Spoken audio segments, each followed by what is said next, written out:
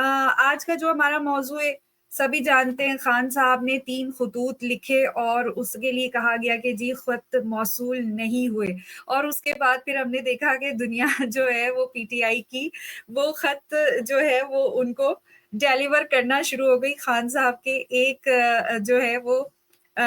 हुक्म के बाद। उन्होंने एक बयान जारी किया कि किस तरीके से खत जो है वो मौसूल किए जा सकते हैं, करवाए जा सकते हैं या एडमिट करवाए जा सकते हैं कि खत मिल गए हैं, तो वो फिर होना शुरू हो गए। हमने यूके में देखा माशाल्लाह से, लंदन में बहुत बड़ा प्रोटेस्ट किया गया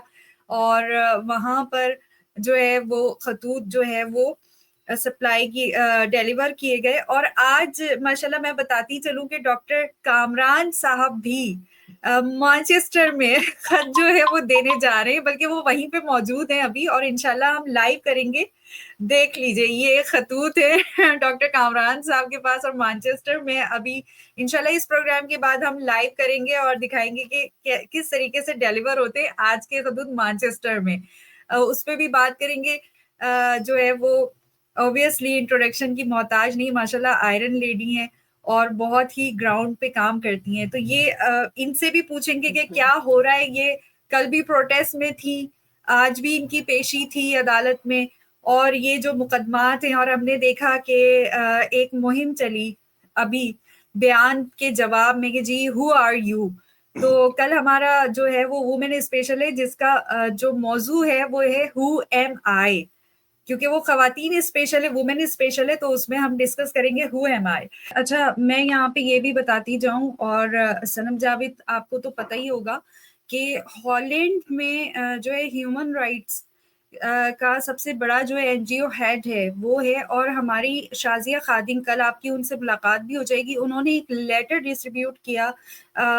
सोशल मीडिया पर कि वो विक्टिम्स जिन्होंने किसी भी तरीके से उनको वायलेट किया गया पाकिस्तान के अंदर, ठीक है, तो वो जो है एक फॉर्म उन्होंने जो दिया था उसको फिल किया जा सकता है और उसके अलावा अगर उनकी कोई ह्यूमिलेशन हुई है तो उसकी डिटेल्स वो अपने सिग्नेचर्स के साथ और एनआईसी नंबर के साथ जो है वो उसमें अटैच करके दे सकती हैं, जिसके ऊपर उन पर जो है चार्ज लगाया जाएगा और मुकदमात जो है वो दायर किए जाएंगे जिन्होंने उनको वायलेट किया था। तो उस बारे में आप जानती होंगे। अगर वो फॉर्म अभी तक आप तक नहीं पहुंचा तो मैं इंशाल्लाह वो फॉर्म आप तक पहुंचा दूंगी, क्योंकि जाहिर है आप खुद भी विक्टिम हैं और आप के तवज्जुह से आप उन तमाम खवातीन को जानती होंगी काफी तादाद में। और खवातीन नहीं, सिर्फ जो हजरात है या यूथ है जो, उनके लिए भी ये है, सिर्फ खवातीन के लिए नहीं है। तो वो आप पहुंचा सकती हैं और ज्यादा से ज्यादा जितनी एप्लीकेशन ज़ाहिर वहां पे जाएंगी उसका उतना ही इम्पैक्ट होगा और उस पर इतना ही अच्छा अमल होगा इंशाल्लाह। तो अगर इस मौके पर भी मैं बहुत ही कोई खूबसूरत बात ना पॉइंट, करूं पता है तो आप, इससे बड़ी बातें। मैं यहीं पे सॉरी, मैं यहीं पे आपको रोकूंगी इसलिए कि मैं इसी पॉइंट पे ना आना चाह रही थी, जो पॉइंट अभी आपने रेज किया है कि ये मामला पाकिस्तान के ऊपर जुल्म का, ये पीटीआई का मामला नहीं है। और मैं इसको कनेक्ट करूंगी उस बात पे जब आपने शुरू किया था और बताया था कि आज का जो प्रोटेस्ट है वो आप पर्सनली जो है वो human right, as a human right violation की बेस पर आप कर रहे हैं, इसमें पीटीआई का कोई किरदार नहीं है। तो मैं ये चाहूंगी कि मुझे ये बताएं कि जाहिर है पाकिस्तान के अंदर भी और दुनिया भर में भी पाकिस्तान में जो कुछ हो रहा है वो पीटीआई तो बाद में आती है ना, एक सियासी जमात का लेबल तो इन लोगों ने लगाया। असल में तो जाहिर है इंसानियत के साथ ये जुल्म और बर्बरियत हो रही है, सबसे पहले तो पाकिस्तानियों के साथ हो रही है। जाहिर है कोई सियासी पार्टी तो बहुत बाद में आ जाती है, मजहब बहुत बाद में आ जाता है, पहले तो मलकियत आती है ना, पहले तो शहरियत आती है। तो पाकिस्तान के अंदर भी पाकिस्तान के बाहर भी प्रोटेस्ट करने के लिए क्या जरूरी है कि पीटीआई का लेबल लगा हुआ हो? और अगर कोई शख्स, चाहे वो पीटीआई का ऑफिशियल भी हो, वो अपने किसी एरिया में कोई भी आवाज किसी भी लेवल पे उठाना चाहे तो यहाँ पे क्योंकि हमारे साथ माशाल्लाह से उमर रहमान साहब भी हैं, तो इसीलिए मैंने उनको स्क्रीन पर ले लिया है कि सर आप भी बताइएगा प्लीज इस पर डॉक्टर साहब के साथ साथ, कि क्या ओआईसी को या ओआईसी के किसी मेंबर को, ऑफिशियल को, उस पर्सन को रोकना चाहिए या पीटीआई के जो चैप्टर्स बने हुए हैं उनको रोकना चाहिए? अगर कोई पर्सन आकर ये बोलता है मैं पर्सनली अपने एरिया में ये करना चाहता हूँ, इवेंट करना चाहता हूँ, तो उसको करेज करना चाहिए या उसको अकेला छोड़ देना चाहिए कि नहीं तुम कर रहे हो तो खुद करो? जी प्लीज। तो अच्छा। आप क्या समझते हैं डॉक्टर कामरान? प्लीज आप इस पर बात करिए और उसके बाद फिर मैं चाहूंगी कि सर उमर जो है वो हाँ जी, अपना मुझे पॉइंट बस ऑफ व्यू 2 दे। मिनट आप सर मैं लास्ट में आप दोनों को ले रही हूँ क्योंकि नासिर मीर साहब भी ज्वाइन कर चुके हैं हमें, और मैं ये चाहती हूँ कि थोड़ा थोड़ा समराइज, क्योंकि मैं चाहूंगी कि नेक्स्ट आप दोबारा वक्त दें हमें मीडिया सेल पर, और इस पर ये बहुत अहम मसला है और यहाँ से मेरा ख्याल में इशू बनाया गया था जो बहाना ये लोग ढूंढ रहे थे यूक्रेन वॉर का,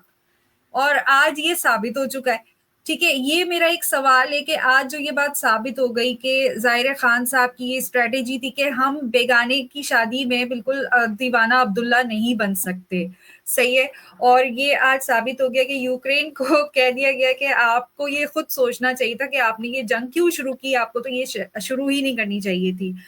इस पे एक पॉइंट ऑफ व्यू आ गया जिसको बेस बना के खान साहब के खिलाफ ये मुहिम चलाई और इन लोगों ने एक एरिया ढूंढ लिया। दूसरा ये हम देखते हैं कि आसिम मुनीर साहब या पाकिस्तान की जो मिलिट्री एजेंसीज हैं वो चाहती हैं कि दोबारा जो है जंग की तरफ जाया जाए। उस पर बिलावल साहब का भी बयान आया कि वो भी इंटरेस्टेड हैं कि जी जंग में हिस्सा लिया जाए, जबकि पाकिस्तान की जाहिर है इतना बड़ा सुपर पावर होने के बाद अमेरिका नहीं चाहता क्योंकि वो उसके इफेक्ट्स देख रहा है। उसने एक बड़ा बुरा वक्त गुजारा है जब उन्होंने अफगानिस्तान को हिट किया था और उसके बाद उन्होंने बड़ी मुश्किलों से संभाला, तो उसके हिसाब से तो पाकिस्तान की तो बुनियादें इस वक्त पूरी खोखली हुई हुई हैं और उस पर ये जंगों की बातें कर रहे हैं। तो इस पर मैं चाहूंगी आप दोनों अपना पॉइंट ऑफ व्यू दीजिए। दूसरा मैं चाहूंगी कि आप क्या देखते हैं कि पाकिस्तान की जो पीटीआई की जो इस वक्त मेंबरशिप है, खान साहब तो जाहिर जेल में हैं, उनके जो मेंबर्स हैं जिनके इस वक्त कंधों पे सारी जिम्मेदारी आई हुई है पीटीआई की, तो उनसे आप क्या समझते हैं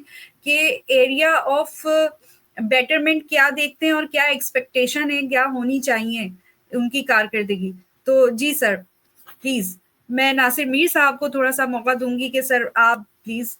पहले ये बात करें, उसके बाद पे क्योंकि आप अभी आए हमारे साथ। जी सर। जी सर। अच्छा, इंट्रा पार्टी इलेक्शन की बात होती है तो हम देखते हैं कि पाकिस्तान में इंट्रा पार्टी इलेक्शन से लोग जो है वो मुतमईन नहीं होते, तो उसमें आप ओआईसी क्या पार्ट कर सकती है कि अभी जो इंट्रा पार्टी इलेक्शन, क्योंकि मेंबरशिप तो शुरू हो गई है, उसके बाद जाहिर है हम इंट्रा पार्टी इलेक्शन की तरफ जाएंगे, हम देखते हैं कि लोग इसलिए मुतमईन नहीं होते कि यहाँ पे होता ये कि एक ग्रुप बना दिया जाता है, उसको नाम दे दिया जाता है कि ये जो फॉर्मेशन है ग्रुप की ये खान साहब की तरफ से। अब जब उस पर खान साहब का लेबल लगा दिया जाता है तो जाहिर है उसके अगेंस्ट जो होते हैं वो सिर्फ एक पपेट ग्रुप्स खड़े होते हैं फॉर्मली इलेक्शन को फॉर्म करने के लिए, ठीक है, उनको पता होता है, और अगर उनमें से कोई दूसरे ग्रुप में से कोई मेंबर जीतता भी है इलेक्शन के वोट्स ज्यादा तो वो खुद ही विड्रॉ हो जाता है, क्योंकि वो जी खान साहब ने, क्योंकि वो जो है ग्रुप एक तश्कील दिया होता है जिसपे एक लेबल होता है कि ये खान साहब की तरफ से, तो वो उसके हक में खुद ही विड्रॉ हो जाता है, जबकि जाहिर है ऐसा नहीं होना चाहिए। तो आप क्या समझते हैं कि इंट्रा पार्टी इलेक्शन के ये जो रूल्स और रेगुलेशन जिसपे लोग भी मुतमईन नहीं हैं आज तक, अभी तक वो कहते हैं कि जो पहला इंट्रा पार्टी इलेक्शन हुआ था बस वही हुआ था, उसके बाद जो है वो सारे इंटर पार्टी इलेक्शन जो है वो बिल्कुल जो है फेयर नहीं होते, उनको इस तरह नहीं होना चाहिए, तो उसमें ओआईसी क्या किरदार अदा कर सकती है? अच्छा, मैं चाहूंगी आप हजरात से कि नेक्स्ट टाइम जब आप लोगों को वक्त मिलेगा और मीडिया सेल पाकिस्तान ज्वाइन करेंगे, सर आपने रेस किया था यूएस एड का, और ये भी एक बड़ा, क्योंकि एक बड़ा स्कैंडल भी सामने आया जिसपे यूएस एड जो है वो रोकी गई है, खासकर एजुकेशन फील्ड पर जो फंडिंग हुई थी उस पर हम इंशाल्लाह बात करेंगे, और मैं चाहूंगी कि आप दोनों हजरात हमारे साथ हों इंशाल्लाह। डेफिनेटली तो इंशाल्लाह। इसी के साथ मैं इजाजत चाहूँ। बिल्कुल सर, बिल्कुल। खुदा हाफिज। जी, थैंक यू, अस्सलाम वालेकुम। अल्लाह हाफिज, बहुत बहुत शुक्रिया। हाफिज, थैंक यू सो मच, दुआओं में याद रखिए और देखते रहिए मीडिया सेल पाकिस्तान। इसी के साथ इजाजत चाहते हैं, अल्लाह हाफिज।